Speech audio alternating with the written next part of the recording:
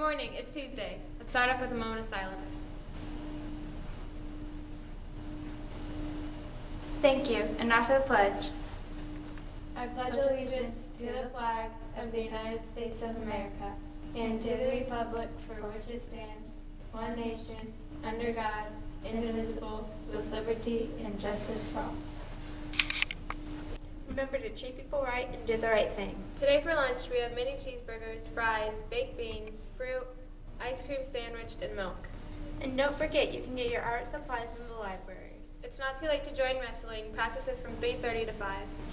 And for any 8th grade boys who want to play high school football, you can come to weightlifting at the high school from Monday through Thursday from after school until 4:30. Now we have a message from Mr. Hubler. Good morning, students and staff of Blackford Junior High School. It is Tuesday, and there's lots of things going on this week. I want to make sure that I point out a few of the things that are very important for our parents. First of all, on Wednesday, there will be a Washington, D.C. meeting where I want to clarify a few things for our parents and also for our students, and I'll talk more to our students about that here in the junior high.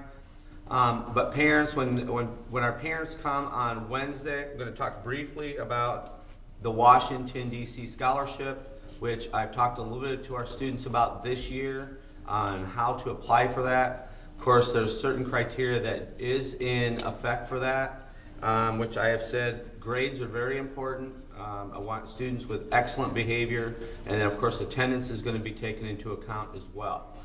Students, I have not told our students when the deadline on that is, so I want our 8th graders to know the deadline for the essay will be the end of January. End of January, I will look at the essays and make a determination of how much money I'm going to give to our students who've had tremendous progress this year.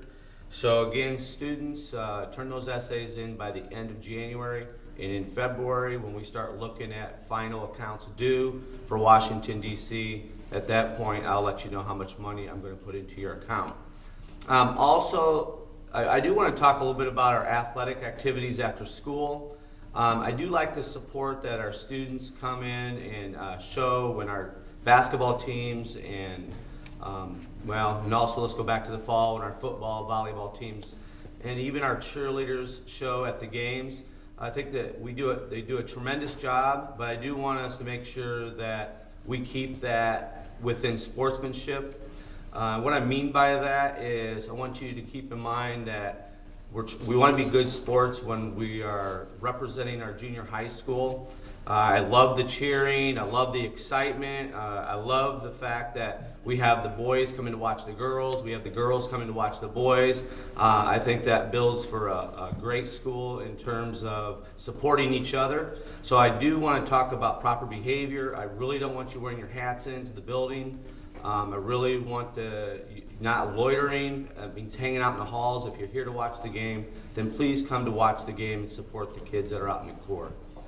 They're here representing you, trying to do their very best. So again, I appreciate our athletes and I appreciate our fan support.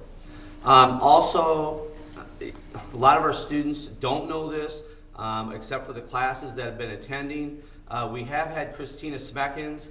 She is a guru in terms of authentic literacy, where she talks specifically about reading, writing, and discussing, and how that can be incorporated into not just language arts classes, but also your social studies, your math, your science, and even your related art classes. She's been visiting us. As a matter of fact, she was here last week for 2 visits. She's going to be here this week for 2 visits, and then she'll be here the following week for 2 more visits. So I do want us to welcome her, and I know several of the 7th grade classes have been involved. We have had Mrs. Glaze and also Mr. Mangus's classes involved in that as well. So again, I want us to just be supportive of our visitors, and also just recognize the fact that they are coming into our building.